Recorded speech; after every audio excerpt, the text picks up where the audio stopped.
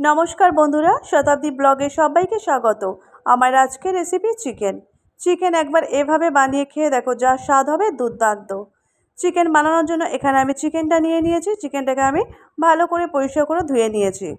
এরপর দেখো, এখানে আমি একটা কড়া বসিয়ে দিয়েছি। কড়ার মধ্যে আমি তেল দিয়ে দিয়েছি। তেলটা গরম হয়ে গেছে, আর এখন আমি চিকেনগুলোকে হলুদ দিয়ে ভেজে নেব। চিকেনটা আজকে একটু অন্যরকমভাবে বানাচ্ছি। এভাবে করে বানালে চিকেনের স্বাদ কিন্তু দুর্দান্ত হয়। আর চিকেনটা দেখো, এখন আমি এখানে ভেজে নিচ্ছি। এখানে দেখো, আমার চিকেনটা ভাজা একদম কমপ্লিট হয়ে গেছে।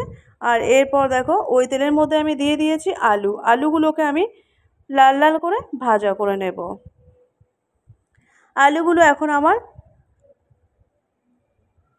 আলুগুলো আমি এখন ভাজা করে নিচ্ছি। আর এদিকে আমি এখন একটা মশলা বানিয়ে নেব। এখানে দেখো, আমি নিয়েছি শুকনো লঙ্কা, কাঁচা লঙ্কা, আদা আর রসুন। এটাকে এখন পেস্ট করে নেব। আর এদিকে দেখো, আমার আলুটা ভাজা হয়ে গেছে। আলুটাকে তুলে নিয়ে ওই তেলের মধ্যে আমি ফোড়নে দিয়ে দিচ্ছি শুকনো লঙ্কা, তেজপাতা, দারচিনি, লবঙ্গ আর এলাচ।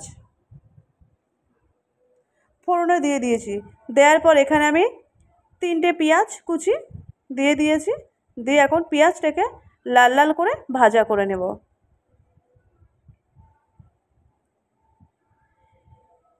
এখানে দেখো, পেঁয়াজটা আমার লাল লাল করে ভাজা হয়ে গেছে।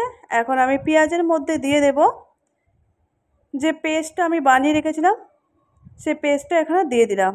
দিয়ে এখন ভালো করে কিন্তু কষিয়ে নিতে হবে, কারণ আদা রসুনের একটা কাঁচা গন্ধ থাকে। তাই এখানে ভালোভাবে আদা রসুনের পেস্টটা দিয়ে ভালো করে কষিয়ে নিতে হবে, যাতে কাঁচা গন্ধটা চলে যায়। ততক্ষণ পর্যন্ত কিন্তু কষিয়ে নিতে হবে। এরপর দেখো, এখানে আমি গুঁড়ো মশলাগুলো দিয়ে দিচ্ছি। এখানে কাশ্মীরি লঙ্কার গুঁড়ো দিয়েছি, হলুদের গুঁড়ো দিয়েছি পরিমাণ মতো, আর দিয়েছি 1 চামচ গোলমরিচের গুঁড়ো। দিয়ে সব কিছু আবারও ভালোভাবে কষিয়ে নিচ্ছি। এখানে যত ভালোভাবে কষাবে, ততই কিন্তু মাংসর টেস্টটা ভালো হবে। এরপর এখানে দিয়ে দিচ্ছি আমি লবণ। আবারও একটু কষিয়ে নিচ্ছি। এখানে আমার মশলা কষানো কমপ্লিট হয়ে গেছে। এখন ভেজে রাখা চিকেনটা এর মধ্যে দিয়ে দেব। চিকেনটা দিয়ে এখন কিছুটা সময় ধরে কষিয়ে নিতে হবে।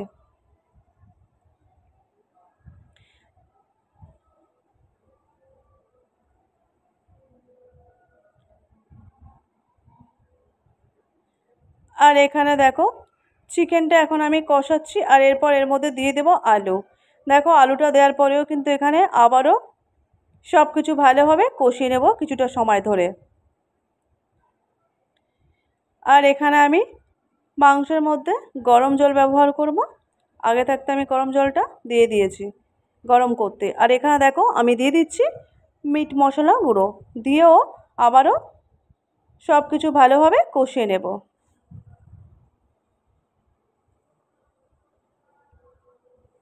এখানে দেখো, মাংসটা আমার কষানো একদম কমপ্লিট হয়ে গেছে। এবার এখানে আমি দিয়ে দেব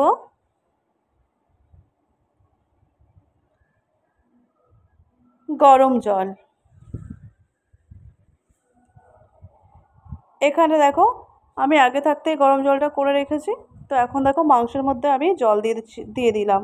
এখানে আমি খুব বেশি জল দেব না, আমার যতটুকু প্রয়োজন হবে আমি ততটুকুই জল দেব।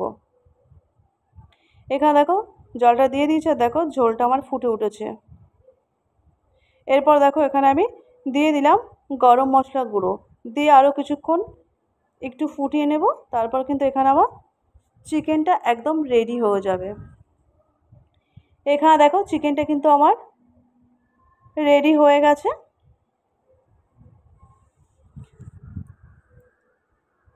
এরপর এখানে আমি একটা প্লেটের মধ্যে চিকেনটাকে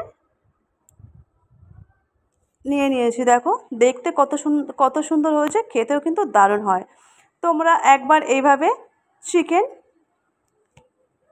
রান্না করতে পারো, গরম ভাতের সাথে ট্রাই করতে পারো, দুর্দান্ত লাগে। এভাবে করে চিকেন বানিয়ে খেলে কিন্তু এর স্বাদ দারুণ আসে। তো আমার আজকের এই চিকেন রান্নার রেসিপিটি যদি তোমাদের ভালো লেগে থাকে তাহলে লাইক কমেন্ট শেয়ার করবে।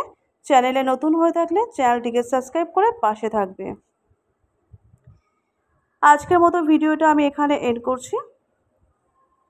দেখা হবে নতুন কোনো ভিডিওতে। ততক্ষণ তোমরা ভালো থাকো, সুস্থ থাকো, সাবধানে থাকো।